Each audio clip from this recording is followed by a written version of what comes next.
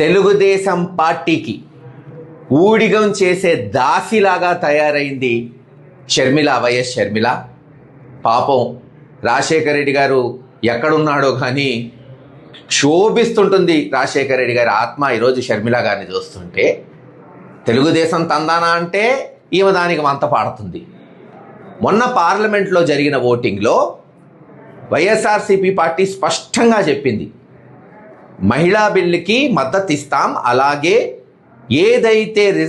ఏదైతే డీలిమిటేషన్ దక్షిణాది రాష్ట్రాలకు 50% పెరుగుతుందో ఉన్న పరిస్థితుల్లో అదే మెరుగైందని భావించాం కాబట్టే దానికి సపోర్ట్ ఇచ్చాం. దానికి ఏదో పెద్ద మోడీ చెప్పిందే జగన్మోహన్ రెడ్డి గారు చేస్తాడన్నట్టు ఏదో ఒక రాజకీయ కల్లుబొల్లు. అసలు నేను ఒకటే అడుగుతున్నా ఈరోజు షర్మిల గారిని, అసలు మీకు ఒక అవగాహన ఉందా డీలిమిటేషన్ మీద? అసలు మీరు చట్టం చదివారా? కాన్స్టిట్యూషన్ చదివారా? 2026 తర్వాత డీలిమిటేషన్ జరగబోతుంది సెన్సస్ వచ్చిన తర్వాత. అంటే అది 2027లో జరగచ్చు, 2030లో జరగచ్చు, ఎప్పుడైనా.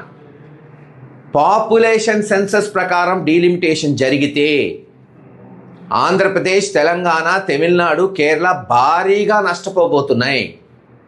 దాన్ని ఎవరు ఆపలేరు, మళ్ళీ రాజ్యాంగ సవరణ చేస్తే తప్పితే. మరి నిన్న కేంద్ర మంత్రి పార్లమెంట్లో స్పష్టంగా చెప్పాడు, 50% సీట్లు పెంచుతాం, మీకు సమ్మతేనా కాంగ్రెస్ వాళ్ళకని. ఒకసారి సమ్మత అంటారు, ఒకసారి లేదంటారు, ఒక స్పష్టత లేదు. గతంలో కూడా ఇలాగే చేసి నాశనం చేసేదారు కాంగ్రెస్ పార్టీని. జగన్మోహన్ రెడ్డి గారు పార్టీ పెట్టుకున్నప్పుడు కాసుకృష్ణారెడ్డి గారు పోయి చెప్పొచ్చాడు, తప్పమ్మా అరెస్ట్ చేస్తే అని. విన్నారా? శరద్ పవార్ గారు పార్టీ పెట్టుకోలేదా? మమతా బెనర్జీ పార్టీ పెట్టుకోలేదా? అనేక మంది నాయకులు కాంగ్రెస్లో ఉన్నవాళ్ళు పార్టీ పెట్టుకొని బయటకు పోయారు. ఎందుకు అరెస్ట్ చేసింది కాంగ్రెస్ పార్టీ?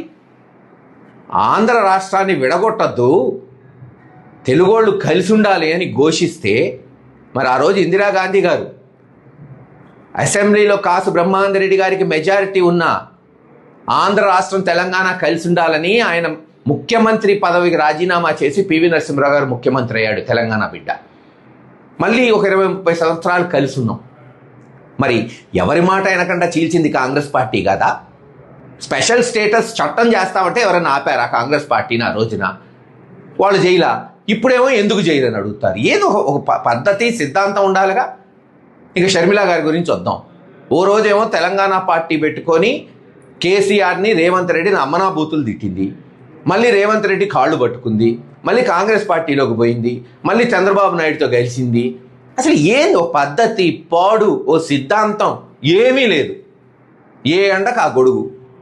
ఏముంది, రేపు ఎలక్షన్ ముందు మళ్ళీ టీడీపీలో జాయిన్ అయ్యింది, ఇంతేగా. అదేదో ఇప్పుడే జాయిన్ అవ్వండి, ఎవరు కాదన్నాడు. ఎందుకు ఈ అక్రమ బంధాలు? తెలుగుదేశానికి మద్దతు ఇస్తూ బయట ఉండే బదులు తెలుగుదేశం పార్టీలో జాయిన్ అవ్వు షర్మిల గారు.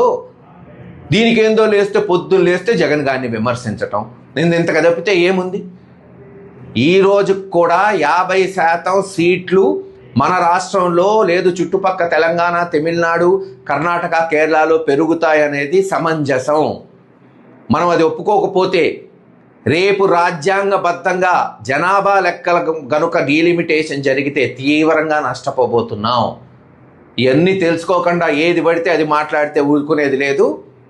ప్రత్యర్థులు, అది షర్మిల గారు కూడా కావచ్చు, మీరు ఏ భాషలో జగన్మోహన్ రెడ్డి గారిని విమర్శిస్తారో అదే భాషలో ప్రతి విమర్శ ఉంటుంది, తెలుసుకోండి. ఇప్పటికైనా తెలుగుదేశానికి ఊడిగం చేయటం మానేసి చేతనైతే ఎంతో కొంత ఆ కాంగ్రెస్ పార్టీని బలపరచడానికి షర్మిల గారు రాజకీయాలు చేయవలసిందిగా హితవు కోరుతున్నాం.